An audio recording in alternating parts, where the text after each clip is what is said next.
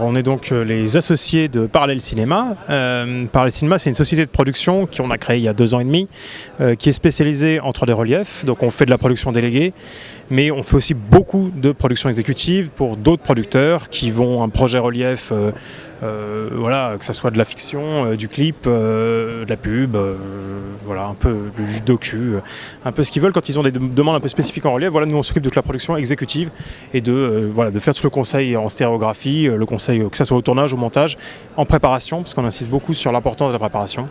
Voilà, donc là récemment, donc on a fait un court-métrage qui s'appelle La Troisième Voie. Je ne sais pas si on voit l'affiche derrière, le court-métrage est en train de tourner là, qui est un court-métrage produit par Cafard Film, réalisé par Jean-Michel Tary, et qui est un court-métrage de 28 minutes, qui est un polar, un thriller un peu boosté, voilà, effets spéciaux, voilà, et puis avec des plans assez novateurs, au snoricam, à l'épaule. On travaille pas mal avec la prévisualisation, c'est-à-dire avec du relief prédictif, c'est de pouvoir prévoir le relief à l'avance, avant le tournage, pour faire une vraie discussion technique et artistique avec le producteur, le réalisateur, le chef-op, voilà, pour essayer de faire un relief qui soit un relief organique, un relief qui respire un petit peu, voilà, quelque chose de peu réel. Nous, on a créé cette boîte de prod, non pas spécifiquement pour faire du relief au début, mais le relief nous a plus ou moins happé, c'est-à-dire qu'on s'est lancé dedans et on pensait que ça allait nous prendre une partie de notre énergie, mais en fait ça nous prend toute notre énergie. Et en fait il y a une raison très simple à ça, c'est que on est encore quand même dans le relief, bien que ce soit un peu plus passé dans les mœurs, on est encore dans une période où tout est un peu expérimental et tout est un peu prototype. Alors évidemment, il y a des rigs qui sortent quasiment tous les jours, des nouveaux, mais parfois on a l'impression quand on les voit sur les stands que c'est parfait, que ça marche parfaitement. Alors ça marche, mais souvent il y a tel micro qui est trop long avec telle caméra et en fait la semelle elle vient pas bien. Il y a plein de problèmes comme ça. Et puis alors la synchro parfois ça marche en 25p mais pas en 50i pour aucune raison connue, avec cette caméra mais pas avec l'autre. Il y a plein de choses comme ça. Et c'est pour ça que la production exécutive, nous on fait pas mal de production exécutive parfois partagée, c'est-à-dire qu'il y a une autre boîte qui fait la production et la production exécutive générale et nous on fait la production exécutive juste pour la partie relief. Et c'est un peu plus... Ce qui comporte la direction de prod par exemple. Ce qui comporte la direction de prod, en particulier pour le matériel relief, parce que déjà il y en a assez peu du matériel relief, donc il faut vraiment faire la tournée des loueurs pour essayer de tenir le plus possible, parfois remplacer des trucs qui ne sont pas disponibles et être sûr que telle chose marche avec telle autre chose. Voilà, donc en fait, à cause de la nouveauté du relief, ce concept de production exécutive partielle pour le relief se fait, alors que ça n'aurait pas de sens de faire une production exécutive pour l'image, pour la caméra. Mais à cause de la nouveauté, ça se fait. Évidemment, on fait aussi de la prod principale, mais le fait de faire de la prod principale nous permet aussi d'être crédible en faisant de la prod exécutive partielle sur ça. Sur le développement des marchés, je pense qu'il y a 2 choses. Il n'y a pas eu d'explosion du tout du relief à la télé. Ça a été très progressif et ça l'est encore. C'est-à-dire que pour l'instant, il y a des événements, aussi bien Canal qu'Orange que d'autres, font des événements, en particulier sportifs, mais pas seulement, mais principalement soit sportifs, soit des événements cinéma, une fois par mois, des choses comme ça. Et donc ça, c'est arrivé progressivement, ça fait depuis 4, 5, 6 mois, ça dépend des chaînes, et encore.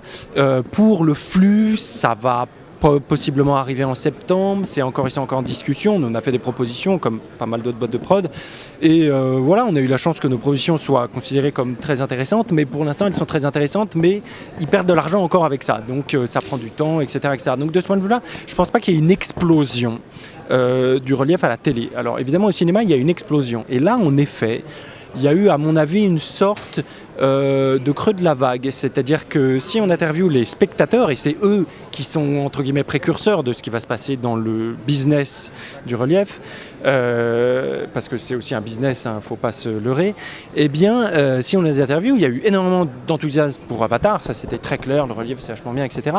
Et dans beaucoup de films qui sortent actuellement, moi je pense à Thor, mais bon il y en a eu plein d'autres, il y a pas mal de spectateurs, parce que moi je fais toujours la tournée à la sortie des salles, et qui disent « Ah bah moi j'aurais peut-être préféré le voir en 2D ». Ça ne veut pas dire que le relief est pas bon, parce que dans Thor c'est en prise de vue réelle, c'est pas du converti, etc. Donc c'est pas mal. Mais le problème, c'est que voilà, c'est sombre, il y a plein de, voilà, il y a les lunettes, c'est un peu lourd, c'est pas très pratique, les gens sont pas très habitués, etc. Et autant pour Avatar et pour Pina, personne ne dit j'aurais préféré le voir en relief. Les gens ils disent ah c'est vachement bien le relief. Autant pour les autres qui sont moins, ouais, il y a beaucoup de gens qui préfèrent le voir en 2D.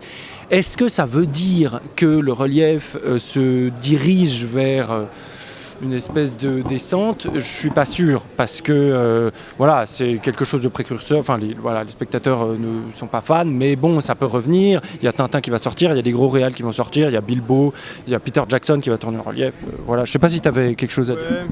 Je crois qu'il y a eu un moment où les spectateurs ont commencé à se lasser de la 3D. C'est-à-dire que maintenant, on entend de plus en plus effectivement des gens qui disent oh, j'aurais préféré le voir en 2D, la 3D n'apporte rien. Et là, on a eu un moment où moi qui travaille dans la 3D, j'ai un moment où j'y ai commencé à me dire oh là là, mon Dieu, mais ça va pas le faire, quoi. Ça va pas le faire. Puis il y a Pina qui est sorti, et puis là, tout d'un coup, on s'est dit ah ouais, non, en fait, on peut faire des choses vraiment bien. Donc nous, on est vraiment contents parce que c'est vraiment quelque chose qu'on essaye de faire, qui est de développer ce relief, qui veut dire quelque chose artistiquement, indépendamment du fait que techniquement et qualitativement, il soit bien, il fasse pas mal aux yeux, tout ça, c'est des évidences. C'est que artistiquement, ça raconte un truc. C'est vraiment ce qu'on a essayé de faire, et avec la troisième voie, et avec Irma, voilà, c'est... Voilà, et je crois que c'est ça qui va faire repartir le relief, c'est qu'il y a des sociétés comme nous qui commencent vraiment, et des artistes qui commencent vraiment à vouloir utiliser le relief de manière vraiment intéressante et à comprendre que c'est autre chose qu'une image en 2D, puis on le rajoute un peu. Voilà. L'année dernière, donc, on a gagné un prix Dimension 3 avec un coffret de formation, tu m'en passes, hein, qui s'appelle Tourner en relief, le cours complet et interactif. Donc ça, c'est la version anglaise, voilà, qui est un coffret de 14 heures de formation qui est un peu devenu le cours de référence parce que voilà, on a essayé de faire quelque chose de vraiment très œcuménique et vraiment d'ouvrir totalement les techniques parce qu'il y a une espèce de... en tout cas, il y a 2-3 ans, il y avait vraiment une espèce de mode dans le relief de je garde mes petits secrets, je ne raconte rien. Et nous, on a voulu vraiment faire la stratégie inverse. C'est vraiment ouvrir ces techniques. On est allé voir un peu tout le monde. On est allé voir les stérographes en France, aux États-Unis, en Colombie. Voilà. On est allé voir des tas de gens, des artistes, des stérographes, des réalisateurs, des chefs-op et des producteurs qui ont l'habitude de travailler, qui avaient déjà l'habitude il y a 2-3 ans de travailler en relief, et pour donner un peu leurs petits secrets. Donc, on a fait d'abord beaucoup d'interviews. On a tourné un film de 2h10 en français et en anglais. Donc en fait, on l'a tourné avec un acteur bilingue. On a tourné 4h20. On a produit le film le plus long qui a jamais été tourné en relief, 4h20. Donc à post-produire, on y a passé un an. Voilà. Et on a fait vraiment ce qui, je pense, est maintenant une sorte de cours de référence. Il y a en plus un logiciel qui permet de tester les techniques en pratique et d'obtenir ce qui est très difficile à obtenir autrement, c'est-à-dire des heures et des heures et des heures et des heures de pratique du relief et de pratique, voilà, avec les mains vraiment dessus, en disant voilà, si je dépasse ma caméra, il se passe ça. Si je bouge mon track, il se passe ça. Voilà.